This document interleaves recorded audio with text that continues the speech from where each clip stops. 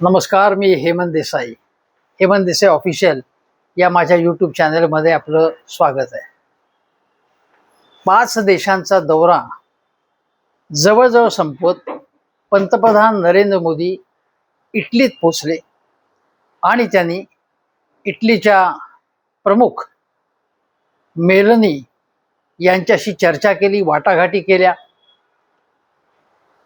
इटलीमध्ये, रोममध्ये ठिकठिकाणी ते गेले, ऐतिहासिक वास्तू पाहिल्या. छान आहे, चांगली गोष्ट आहे. पण हा दौरा गाजला तो मेलडीमुळे. मेलडी हे चॉकलेट किंवा जी टॉफी, त्याचं पॅकेट मेलोनी यांना मोदीजींनी भेट दिलं आणि त्याचा व्हिडिओ हा दोघांनीही सोशल मीडियावर टाकला. त्याचे व्ह्यूज किती आले तुम्हाला सांगू? 7 कोटीपेक्षा जास्त लोकांनी तो व्हिडिओ पाहिला. दोघेही अत्यंत आनंदी मूडमध्ये आहेत. चॉकलेट टॉफी कोणाला आवडत नाही? सगळ्यांनाच आवडतात. युरोपमधलाच फ्रान्स हा देश आहे, तिथे ज्यावेळी लोकांचे प्रश्न भयंकर वाढलेले होते तेव्हा मेरी अँटोनेटने असं म्हटलं होतं की तुम्हाला पाव मिळत नाही का?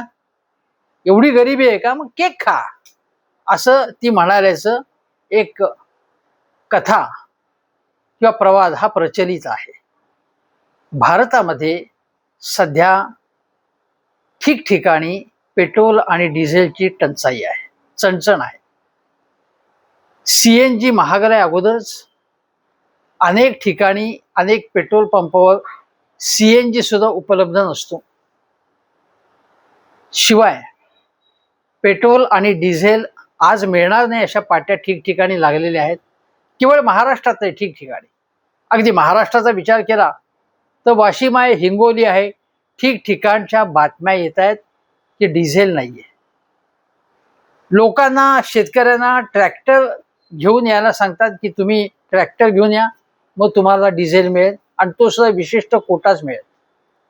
दरवेळी ट्रॅक्टर घेऊन ज्या ठिकाणी पेट्रोल पंप असतो, अनेक ठिकाणी 20-25 किलोमीटरवर असतो, ट्रॅक्टर तिथे आणणं हे शेतकऱ्यांना परवडत नाही. आता आठवड्याभरामध्ये पेरणीची कामं सुरू होतील आणि अशा वेळी डिझेल नसेल तर ट्रॅक्टर चालणार कसा? बैल राखणं, बैल ठेवणं परवडत नाही, तो खर्च खूप असतो. बैल खरेदी करणं परवडत नाही. मजुरीचे दर प्रचंड वाढलेले आहेत, खतांचे दर वाढलेत, कीटकनाशकांचे भाव वाढलेले आहेत. अशा वेळी शेतकरी अतिशय संकटात आहे. अनेक ठिकाणी कितीही गप्पा मारल्या तरी बँका शेतकऱ्यांना आपल्या दरवाजात उभं करत नाहीत. आपल्याला आठवत असेल की गेल्या वर्षी शेतकऱ्यांना कर्ज देण्याबाबत बँकांची बैठक घेऊन मुख्यमंत्री फडणवीसांना इशारा द्यायला लागला की तुम्ही दिलेच पाहिजेत, आदेश द्यायला लागला. पण त्यांचे आदेश बँका पाळत नाहीत. आणि हे त्याही अगोदर घडलं. कुठलाही मुख्यमंत्री असला की ते आदेश पाळले जातात असं नाही. मग शेतकरी सावकाराच्या दारात जातो आणि इतकं मोठं, भलं मोठं कर्ज, पुन्हा कर्जावर कर्ज, त्याचं व्याज, आणि पुन्हा दरवेळी अवकाळी पाऊस असेल, महापूर असेल, दुष्काळ असेल, या संकटाचा मुकाबला करत शेतकरी वाटचाल करतोय.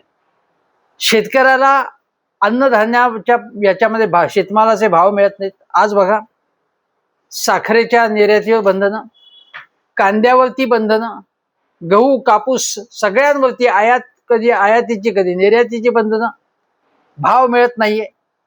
विमा कंपन्या लुटतायत, नाडतायत. अशा वेळी शेतकरी जाणार कुठे? शेतकऱ्याला स्वतःला खायला अन्न नाही, म्हणजे इतका तो अडचणीत आहे की स्वतःच्या गरजा भागवू शकत नाही. तरी देखील आपल्या पोराबाळांना चांगलं शिकून सवरून त्यांनी मोठं व्हावं अशी त्याची अपेक्षा असते, स्वप्न असतात. परंतु सारख्या परीक्षांचे पेपर फुटले जात आहेत, परीक्षा रद्द केल्या जात आहेत.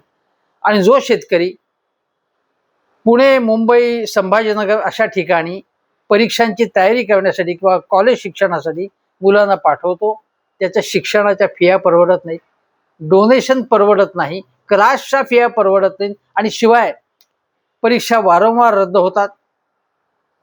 अशा वेळी शेतकरी जाणार कुठे? ग्रामीण भागातला माणूस जाणार. एकीकडे बेरोजगारीचा दर वाढतोय, महागाई तर प्रचंड वाढते.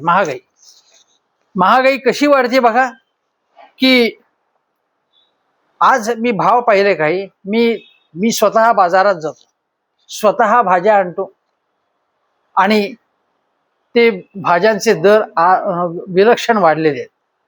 मी एक 4 दिवसांपूर्वी गेलो होतो, पण आता लेटेस्ट जे आहेत भाव, ते फरसबी 200 ते 250, गवार 120 ते 160 रुपये, कांदा 80 ते 85 रुपये, हे मुंबईतले भाव आहेत. ढोबळी मिरची 70-72 रुपये, टोमॅटो 40-45 रुपये, म्हणजे किलोचे भाव. बटाटा 25 ते 30 रुपये. कोथिंबीर तर तुम्हाला सांगतो की काही 30 रुपये, 40 रुपये, 50 रुपये, 30च्या खाली कोथिंबीर मिळत नाही, ती जुडी सुद्धा लहान असते. पालेभाज्या महाग झाल्यात, उन्हाळ्यात महाग होतात, पण त्यापेक्षाही जास्त पालेभाज्या महाग झाल्यात. घाऊक महागाईचा दर 8.3% गेलेला आहे, आणि 42 महिन्यातला हा उच्चांक आहे. म्हणजे 3.5 वर्षातला हा भाववाढीचा उच्चांक आहे. काल आपण बातमी पाहिली की पाव 5 रुपयांनी महागलाय. पाव. दूध तर अगोदरच महागलेलं होतं. CNG मगाशी उल्लेख केला, ते महागलेले आहे. STची दरवाढ तुम्हाला काही दिवसांपूर्वी झाली होती, 10% दरवाढ, आणि शिवाय प्रत्येक तिकिटावर 2% स्वच्छता अधिभार आहे. खाजगी बसेसची भाववाढ 15 ते 30% इतकी झालेली आहे. रेल्वे प्रति किलोमीटर, म्हणजे काही महिन्यांपूर्वी प्रति किलोमीटर 1 ते 2 पैसे वाढ. म्हणजे तुम्हाला समजा इथून पुण्याला जायचं असेल किंवा इथून संभाजीनगरला जायचं असेल तर किती किलोमीटर बघा, आणि त्यानुसार तुम्ही कशी वाढ झाली असेल त्याचं गणित मांडा. विमानाची भाडी वाढलेत, रिक्षा टॅक्सीचे भाडी वाढलेली आहेत, सर्वंकष महागाई झाली. क्लासमध्ये जी फी आहेत त्या वाढलेल्या आहेत, शाळा कॉलेजच्या फिया वाढलेल्या आहेत, प्रवास खर्च वाढलेला आहे, सर्व प्रकारची महागाई वाढलेली आहे. घरी बसून एखादा अर्थतज्ञ म्हणतो ना की सगळ्या जगापेक्षा आमची महागाई कमी आहे, त्या अर्थतज्ञाला म्हणा, तू पिशव्या घेऊन भाजी बाजारात जा, किराणा माल आणताना तिथे बघ, औषधांचे भाव बघ. त्यामुळे ही एकीकडे महागाई आहे, शेतकरी संकटात आहे, बेकारी आहे, भाववाढ आहे, आणि सातत्याने भ्रष्टाचार समोर येतोय, सातत्याने महिला अत्याचारच्या घटना घडत आहेत. हे सगळं सुरू असताना एकीकडे भयावह चित्र आहे, युद्ध संपण्याची चिन्ह कुठेही दिसत नाही. आणि अशा वेळी पंतप्रधानांनी सांगितलं की काटकसर करा. पंतप्रधान परदेशात गेले, काही हरकत नाही, मी अशा प्रकारची काही टीका करत नाही. पंतप्रधान परदेशात गेले, आता सांगितलं जात आहे की वेगवेगळे करार मदार केले जात आहेत, आणि त्याचा देशाला खूप फायदा आहे. राहुल गांधी हे याच्यावर टीका करतात. राहुल गांधींनी टीका केल्यानंतर फडणवीस म्हणतात की मी रिजेक्टेड माल, राहुल गांधीने म्हटलं याचा शरद पवारांना राग आला, पण मी रिजेक्टेड माल पुन्हा म्हणतो, आणि त्यांनी म्हणून दाखवलं. एखाद्याची टीका, एखादा माणूस किंवा कुठलीही व्यक्ती, कुठलाही नेता, त्यांना यश मिळो न मिळो, त्यांच्या टीकेला टीकेने पॉइंटने उत्तर द्या ना तुम्ही. त्यांनी काय मुद्दे उपस्थित केलेले आहेत आणि त्याला तुम्ही उत्तर द्या. राहुल गांधी यांनी आज सांगितलं, म्हणजे त्यांचं म्हणण्याचा उद्देश असा आहे की संविधानाची मूल्य पायदळी तुडवली जातात, हे खरंच आहे. रायबरेलीतल्या भाषणामध्ये ते अत्यंत आक्रमकपणे बोलले. त्याचबरोबर ते असंही म्हणाले राहुल गांधी की पंतप्रधान आणि अमित शहा यांच्याबद्दल त्यांनी गद्दार असा शब्द उच्चारला. म्हणजे जे संविधानाचा सन्मान ठेवत नाहीत. एवढंच नाही तर काही उद्योगपतींना देश त्यांनी विकून टाकलेला आहे. सगळे हितसंबंध त्या उद्योगपतींच्या घशात ते सगळे फायदा घातलेला आहे, असं त्यांचं म्हणणं आहे. हेही खरं आहे. पण गद्दार अशा प्रकारची टोकाची भाषा न करता त्यांनी काही मुद्दे असेच मांडले असते जे अत्यंत निर्भयपणे ते मांडतात, तर ते बरं झालं असतं. देशाच्या पंतप्रधानांबद्दल या प्रकारची भाषा आता जर काही असे थेटपणे काही गद्दारी कुठे केलेली आहे तर म्हणायला काही हरकत नाही. त्याशिवाय मी हे सांगतो की राहुल गांधी हे देशद्रोही आहेत, ते पाकिस्तानशी मिळालेत, ते गद्दार आहेत, अशी भाषा भाजपच्या अनेक नेत्यांनी वारंवार केली. काँग्रेस पक्ष हाही देशद्रोही आहे असं तर वारंवार पंतप्रधानपासून अमित शहापर्यंत अनेक जण म्हणालेले. तेव्हा तुम्ही जर राहुल गांधींवर टीका करत असाल कशीही, आणि तर तेही करणार टीका, त्यांच्या टीकेचं मी अजिबात समर्थन करत नाही. मुद्द्यांच्या वरती चर्चा व्हायला पाहिजे. पण गोष्ट अशी आहे, मला सांगायचा मुद्दा असा आहे की इतक्या समस्या देशापुढे असताना जेव्हा पंतप्रधान तिथे जाऊन मेलोनी यांना ट्रॉफी देतात, दोघे अत्यंत आनंदात आहेत. ठीक आहे, त्यांच्यामध्ये सलोख्याचे संबंध आहेत, दोन्ही देशांचे संबंध वृद्धिंगत होत असतील तर आनंद आहे. पण गोष्ट अशी, वास्तव असं की भारताला आतापर्यंत भारत इटलीला जास्त निर्यात करत होता आणि आयात कमी करत होता. जो $5 बिलियन पलीकडचा जो व्यवहार आहे, जो आपल्याच्या दृष्टीने फायद्याचा होता, म्हणजे आपली निर्यात जास्त होती. आता आपण त्यांच्याकडनं आयात जास्त करत असल्यामुळे हा जो भारताच्या बाजूचा जो व्यवहार होता फायद्याचा, तो जवळजवळ निम्म्यावरती फायदा आलेला आहे आता.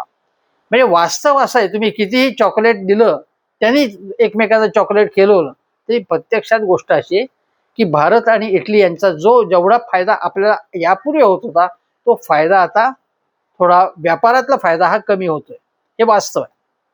मुद्दा असा की देशात इतक्या समस्या आहेत, अशा वेळी त्या समस्या नजरेआड करून जर आपण पंतप्रधान तिकडे गेलेत आणि दोघं अशा व्हिडिओ व्हायरल करतायत, रील्स करतायत, हे चित्र अनेकांना अस्वस्थ करणार आहे. याचं कारण देशातला मूड काय आहे, चिंता आहे देशामध्ये, काळजी आहे, काय होणार उद्या, युद्ध संपत नाहीये. होर्मुझच्या खाडीमध्ये अजूनही प्रॉब्लेम आहे, जहाजं सोडली जात नाहीयेत, अमेरिकेने काही जहाज अडवलेत, इराणने वाट अडवलेली आहे आणि अजूनही तडजोड होत नाहीये. आणि एकीकडे आपण म्हणतोय 60 दिवसाचा साठा आहे, पण 60 दिवस बघता बघता संपून जाते. अशा वेळी ज्यावेळी पीक पाण्यासाठी डिझेल लागेल, प्रवासासाठी पेट्रोल लागतं, CNG लागतं, त्याचं जे शॉर्टेजेस निर्माण झाल्यावरती महागाईचा भस्मासूर केवढा असेल याची कल्पना करा. आणि हे सगळं असताना तुम्ही तिथे जाऊन मेलडी खाओ खुद जान जाओ अशी पूर्वी एक जाहिरातीची लाईन होती, अशा प्रकारे तुम्ही आनंद व्यक्त करताय, हे थोडं विसंगत आहे. एखादी खाजगी व्यक्तीने तिकडे गेली असती तर ठीक आहे, आपण समजू शकतो की खाजगी व्यक्ती आहे ती. एक मी तुम्हाला सांगतो, ज्यावेळी करोना होता किंवा ज्यावेळी देशावरती कुठलंही संकट होतं, अशा वेळी आपण सगळीकडे लोक व्याकुळ असताना तुम्ही जर फेसबुकवरती, सोशल मीडियावरती पिक्चर्स टाकली असती, आम्ही कशी मौज मजा करतो आहोत, तर ते त्याला म्हटलं की सुसंस्कृतपणाला शोभून दिसणार नाही. पंतप्रधानांनी तिकडे जाऊन अशा प्रकारची पिक्चर्स टाकणं हे माझ्या मते आजच्या परिस्थितीला योग्य नाही. एकीकडे लोक संकटात असताना त्यांच्याकडे तुम्ही लक्ष न देता त्याचा उल्लेखही करायचा नाही. एवढा उल्लेख केला की जगातली गरिबी वाढू शकेल वगैरे, पण भारतातली स्थिती काय आहे सध्या याबद्दल तुम्हाला चिंता आहे की नाही असा प्रश्न आहे. याचं कारण निवडणुका होईपर्यंत तुम्ही याची चर्चाही करत नव्हते, ओढशोड केले जात होते, आणि आजही याची बसतीची केवळ जाहिरातबाजी केली जाते. अनेक ठिकाणी ताफे आहेत, अनेक ठिकाणी बेबंदपणे खर्च केला जातोय, हे लक्षात घेतलं पाहिजे. म्हणजे तुम्ही कशाच्या शोधात आहात, तर तुम्हाला लोकांचे प्रश्न सोडवायचे नाहीत, तुम्हाला एक लोकांपुढे आपली इमेज कशी जाते याचीच चिंता आहे. आणि मग तुम्ही तो व्हिडिओ जो टाकला ट्रॉफी देतानाचा, आमचे कसे घनिष्ठ संबंध आहेत, माझी इमेज केवढी जगातली मोठी आहे, की अगदी फ्रान्सपासून इटलीपर्यंत नेदरलँड्सपासून अमेरिकेपर्यंत सगळेजण माझ्याशी दोस्ती करण्यासाठी उत्सुक आहेत.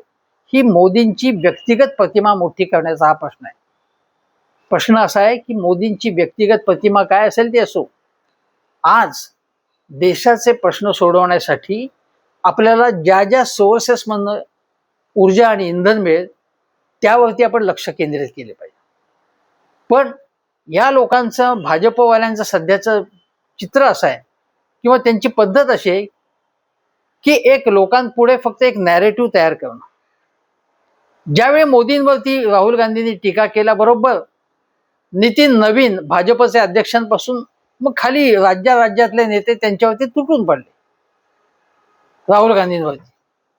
आणि मग ते त्यांची तुलना हाफिज सईदशी केली कोणीतरी. काय वाटेल ते चाललेलं आहे. म्हणजे राहुल गांधींना संस्कृतीचं काही देणं घेणं नाहीये, भारताची परंपरा काय वगैरे अशा गोष्टी सांगून राहुल गांधींना कंडम करण्याचा प्रयत्न झाला. आता गोष्ट अशी की राहुल गांधी आणि नरेंद्र मोदी किंवा भारतीय जनता पक्षाविरुद्ध काँग्रेस या संघर्षापेक्षा लोकांचे प्रश्न सुटणं, लोकांच्या अडचणी कशा सुटतील हे पाहणं महत्वाचं. आज इतक्या दिवसानंतर महाराष्ट्राचे नागरी पुरवठा मंत्री छगन भुजबळ उगवले आणि त्यांनी सांगितलं की आता काही चिंतेचं कारण इतक्या दिवसांचा साठा आहे. अरे इतके दिवस बातम्या येत आहेत, ठिकठिकाणी लोक खवळलेले आहेत, पेट्रोल मिळत नाही, डिझेल मिळत नाही म्हणून, आणि लोक शिव्या घालतायत की तुम्ही मोटरसायकल नाही जाताय, कोणी बस नाही येते, याची जाहिरातबाजी करताय, पण आमचे प्रश्न सोडवा. याच्याकडे कोणाचं लक्ष नाही म्हणून लोकांचा संताप आहे आणि छगन भुजबळ कुठेही दिसत नव्हतं. मुद्दा असा आहे की तुम्हाला लोकांचे प्रश्न सोडवण्यात रस आहे का नाही. आणि ज्या मेलोनी आहेत त्या अतिशय प्रसन्न आहेत, प्रसन्न मुद्रेने बोलतात त्या. परंतु गोष्ट अशी आहे की त्या अति उजव्या पक्षाच्या आहेत आणि त्यांच्या पक्षाची जी मुळं आहेत इटलीमधल्या अति उजव्या, त्या फॅसिस्ट जे मुसोलिनी इटलीचा होता, ज्या मुसोलिनीने अनेक पापं केली, ती मुसोलिनीची नातही यांच्या पक्षात होती, मेलोनी यांच्या. मेलोनीने अगोदर एक पक्ष होता, नंतर दुसरा पक्ष होता. दोन्ही अति उजवे एक्स्ट्रीम राईटिस्ट पक्ष होते, जहालवादी विचाराचे पक्ष होते. ते पक्ष होते म्हणजे पक्ष आहेत. आणि मुसोलिनीचा एक प्रकारे आदर्श मानणारे हे पक्ष किंवा या प्रवृत्ती आहेत. मध्यंतरी मग त्या म्हणायला लागल्या की नाही मुसोलिनीचं इतकं मला काही करायचं नाहीये, पण अगोदर त्यांची विचारसरणी वेगळी होती आणि आता त्या म्हणतात की सगळेच काही त्यांनी केलेलं मला मान्य आहे असं नाही. पण बघा अति उजव्या पक्षाच्या मेलोनीत हे लक्षात घ्या. त्यामुळे टॉफी देणं, टॉफी घेणं आणि मुसोलिनी हा हिटलरचा दोस्त होता हेही आपण लक्षात घ्या. आता गोष्ट अशी आहे की ही महागाई किंवा या सगळ्या हे सगळे मुद्दे जे आहेत त्या सगळ्या पार्श्वभूमीवर एक लक्षात घ्यायला की राहुल गांधींनी सांगितलं होतं की एक आर्थिक समस्यांचं मोठं वादळ येणार आहे.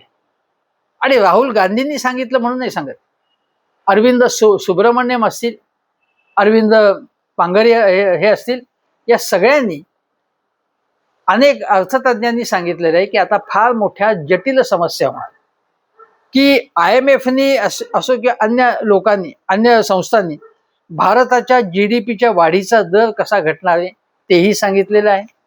सर्व देशांमध्ये याचा फटका बसणार आहे आणि GDP जेव्हा कमी होतो त्यावेळी त्याचा इफेक्ट आपल्याला दिसतो की उत्पादन एकूण कमी होणं, पुरवठा साखळी बाधित झाल्यामुळे एकूण असंघटित क्षेत्रातल्या, संघटित क्षेत्रातल्या नोकऱ्या कमी होणं, हे सगळं होणार आहे. एक प्रकारे मोदी म्हणाले की कोरोना आला, अनेक युद्ध आली आणि आता ही जी समस्या आहे या पुन्हा युद्धांमुळे पुरवठा साखळीवरती जो परिणाम होणार आहे या संकटाशी आपल्याला मुकाबला करावा लागणार आहे. सगळ्या जगाला समस्यांचा मुकाबला करावा लागणार आहे. पण हे जे नॅरेटिव्ह तयार केलं की मोदी आहे तो मुमकिन आहे, असं नाहीये. मोदी हे कोणी अवतारी साक्षात्कारी पुरुष नाहीये. हे एक जाहिरातीच्या किंवा इव्हेंट्सच्या माध्यमातून तुमच्या पुढे तयार केलेलं एक पिक्चर आहे. आणि मग हेच मोदी सांगत होते की मीडिया में मुख्यमंत्री असताना की मीडिया डरा हुआ हमें नहीं चाहिए, मीडियाने प्रश्न विचारले पाहिजे, मीडियाने आक्रमकपणे आपली भूमिका मांडली पाहिजे, सरकारच्या चुका दाखवून दिल्या पाहिजे, अशा त्यांचे व्हिडिओ उपलब्ध आहे. आणि एक मुलगी नॉर्वेची जेव्हा मोदींना प्रश्न विचारते तेव्हा भारतीय जनता पक्षाचे सगळे नेते, भाजप एवढंच नव्हे तर जो गोदी मीडिया आहे त्यातले लोक अक्षरशः अंगावरती धावून आल्यासारखे धावून येतात. आणि मग ती जी मुलगी आहे, तरुण मुलगी, पत्रकार, जिने प्रश्न विचारला, प्रश्न विचारा असं मोदी म्हणणारे मुख्यमंत्री असताना, किंवा डॉलर खाली आलाय, म्हणजे देशावरती संकट आले आणि या मनमोहन सिंगांची काहीच पडलेली नाहीये, आमची प्रतिष्ठा धोक्यात आली असं सुषमा स्वराज, नरेंद्र मोदी सगळे म्हणायचे. आणि आता डॉलर घरंगळ 100च्या जवळ आला, त्याचं काय मग? त्याची तुम्हाला चिंता नाहीये? सेन्सेक्स खड्ड्यात चाललेला आहे, त्याची चिंता नाही तुम्हाला? परदेशी गुंतवणूक आपल्याकडनं निघून चालली आहे, थेट गुंतवणूक आणि परदेशी अर्थसंस्थांच्या माध्यमातून येणारी गुंतवणूक दोन्ही चाललेली, त्याची चिंता नाही तुम्हाला? आणि म्हणताय की मोदी आहे तर मुमकिन आहे. मग हे मुमकिन असतं तर हे काय, हे कशामुळे झालं? हे त्यालाही एकटे मोदी जबाबदार असं बिलकुल म्हणत नाही, पण एका माणसाची प्रतिमा वर न्यायची, तो सगळ्या समस्या सोडवेल, तो परमेश्वर आहे असं मानून प्रत्यक्ष वास्तव मात्र वेगळे, हे मोदी यांच्या समर्थकांनी लक्षात घेतलं पाहिजे, अंधभक्तांनी लक्षात घेतलं पाहिजे की जर तुम्ही शिकलात, सवरलेला असला तर लक्षात घ्या. मोदी म्हणतात की तुम्ही घाबरू नका, मीडिया निर्भय असायला पाहिजे. मग त्या मुलीच्या एका प्रश्नामुळे पळून का जायला लागलं तुम्हाला? मग सांगतायत की ती पत्रकार परिषद नव्हती, ते प्रेस ब्रीफिंग होतं. हे सगळं जे आहे एक इको चेंबर तयार केली आहे की मोदींवर टीका केली की त्यांच्यावरतीच टीका करायची, माझ्यावर मला प्रचंड ट्रोल करण्यात आलं, हल्ला करण्यात आला, वाटेल ते शिवीगाळ करण्यात आली, पण प्रश्न विचारणं हा माझा धर्म आहे. एक जे खाजगी चॅनल मधले होते पत्रकार आणि जे गोदी मीडियाचे आहेत, त्यांनी सरकारी माध्यमात प्रवेश केला, त्यांना मोठं काही कोटींचं पॅकेज दिलं गेलं आणि ते आता त्या मुलीवरती वाटेल ती टीका करत सुटलेली आहेत. आणि जो पत्रकार मुळात जो ब्लॅकमेलिंगसाठी ज्याला तुरुंगात जायला लागलं होतं, जो केवळ आणि केवळ महाआरती करतो मोदी आणि मोदी सरकारची, तो त्या मुलीवरती, त्या मुलीला काय पत्रकारिता येते की नाही, पत्रकारितेचे कर्तव्य काय, हे तो त्या मुलीला सांगत होता, जो स्वतः गोदी मीडियाचा एक आधारस्तंभ आहे. म्हणजे या बघा की नीटपणे विचार करा की या प्रकारे चालू शकत नाही. आम्हाला सर्वसामान्य माणसांचे प्रश्न महत्वाचे वाटतात, त्यांचं जगणं अत्यंत असह्य झालंय. मग त्यामध्ये शेतकरी आहेत, तरुण आहेत, विद्यार्थी आहेत, शिकणारे, हे अत्यंत जटिल झालंय, जगणं मुश्किल झालेलं आहे. आणि अशा वेळी या लोकांचे प्रश्न मांडणं, त्यांच्या व्यथा मांडणं, वेदना मांडणं, कुठे भ्रष्टाचार चालत असेल तर त्याच्याबद्दल आवाज उठवणं, हे मी असो किंवा ती नॉर्वेतली महिला पत्रकार असो किंवा अन्य पत्रकार असो इथले, किंवा जे RTI ऍक्टिव्हिस्ट असो, त्यांना झुरळ म्हणतात सरन्यायाधीश. आणि अशा वेळी आणि रिजेक्टेड माल राहुल गांधींना म्हणायचं आणि मग जे प्रश्न विचारतात त्यांना बदनाम करायचा, त्यांच्यावर आरोप करायचे, हे जे चाललेलं आहे ते भयानक आहे. ही लोकशाही कशा प्रकारची आहे बघा. लोकशाहीत प्रश्न विचारणाऱ्यांनाच बदनाम केलं जातं, हे भयंकर आहे. हे विचारात घ्या. सर्वसामान्य माणसांचे प्रश्न महत्वाचे आहेत. राहुल गांधी आणि मोदी यांच्यातलं जे काही वाकयुद्ध असेल किंवा त्यांची लढाई असेल भाजप विरुद्ध काँग्रेस, याच्यापेक्षा लोकांचे प्रश्न, लोकांचे अधिकार हे मला महत्वाचे वाटतात. म्हणूनच त्याच्याबाबत सतत आवाज उठवणं हे माझं कर्तव्य समजतो मी. तुर्तास इथे थांबतो. धन्यवाद.